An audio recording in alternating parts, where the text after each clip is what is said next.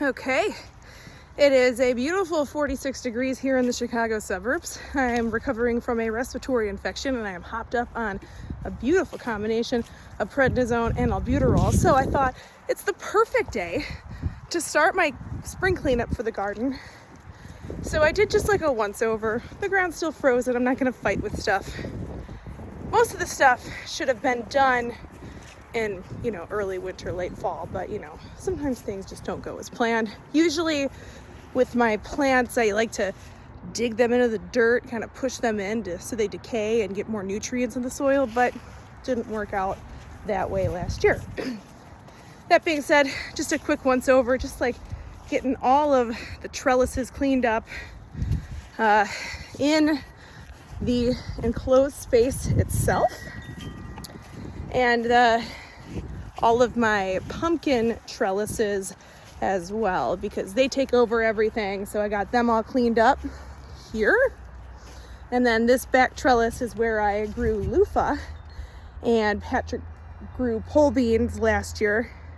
So I got those all cleaned up as well. As you can see, I'm covered with plenty of debris, just the way nature intended. In fact, I even got a gift, a loofah that I grew last year that was still on the vine. So I can show you what that looks like when I open it up later.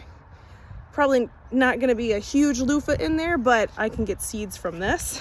And then of course, the pole beans had like plenty of beans in there too. So I can show you what those look like later. A little hint. It's like a little black, beautiful bean in there. You can eat them, you can use them for next year. So that's what I've been up to. I'm gonna check on the bees in a minute. I'll bring you over there. Just doing a quick check, make sure they have enough food now that it's starting to get a little bit warmer. And we'll take a peek.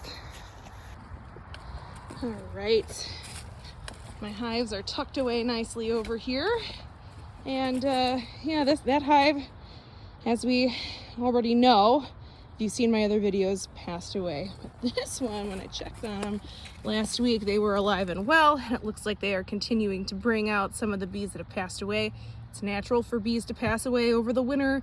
They haven't been making a lot of babies, and they only have like a 6 to 8 week life cycle. Besides the queen, she lives for a few years if you're lucky.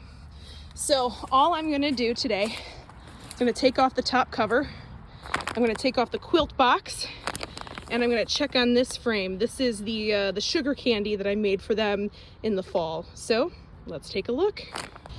So first thing, upon taking off the cover, it looks like there's some mold growing. The hope is that the pine chips in the quilt box kind of whisk all the moisture away so no mold actually gets in where the bees live.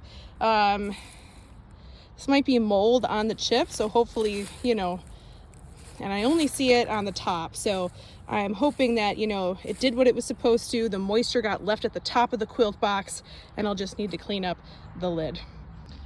All right, so sweeping out the bees here. Last week when I did this, some guard bees attacked me. I just did it very quick. What's a bummer is that some of these bees have fresh pollen sacs on them, and some of them are young. And, oh God, it would be really hard for me to believe that the rest of them just died in the past week, but who knows, because it warmed up a little bit. We will sweep and we will see what's left.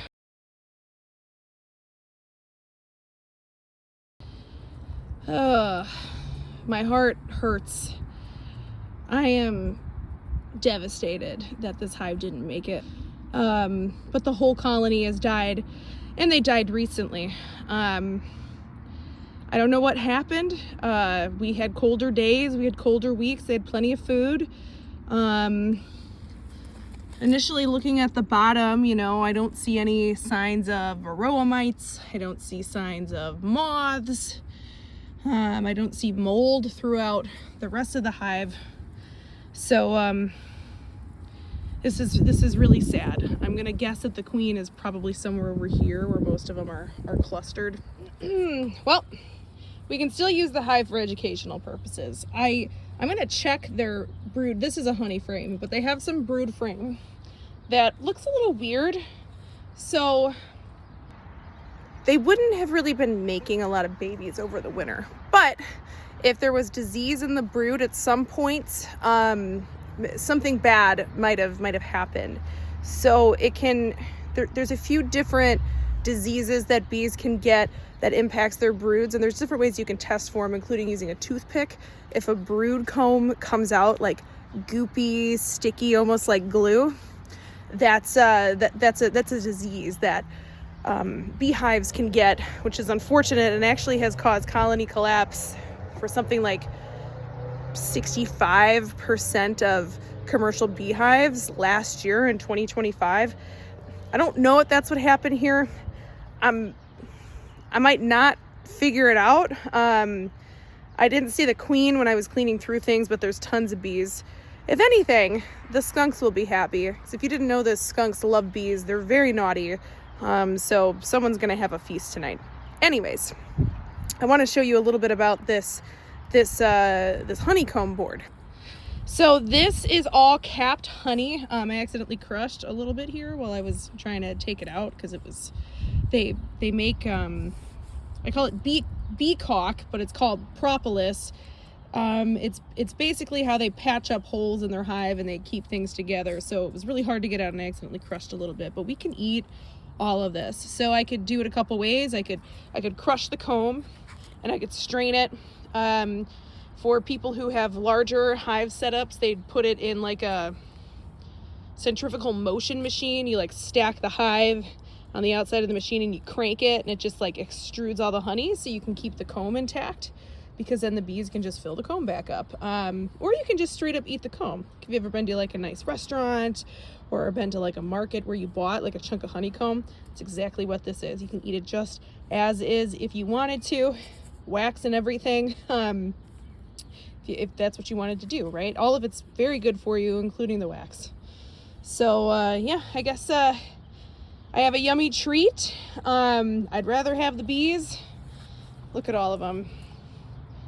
And there's not going to be nearly as much because this hive didn't have a chance to build up at all. But I already have 2 hives ordered for the spring. I'm going to add a 3rd to my order now that I know that this one is passed.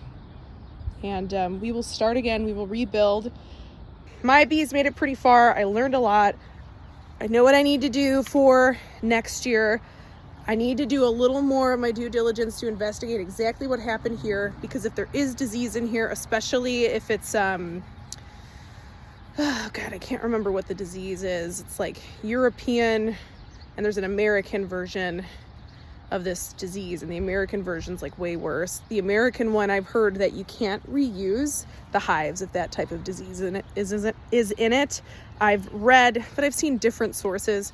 I read one source that said that you have to burn the entire hive because that's how bad the disease is. Like you cannot put another colony in there no matter what. But all right, that's it. I'd rather know now. And we will rebuild for this year and for the spring.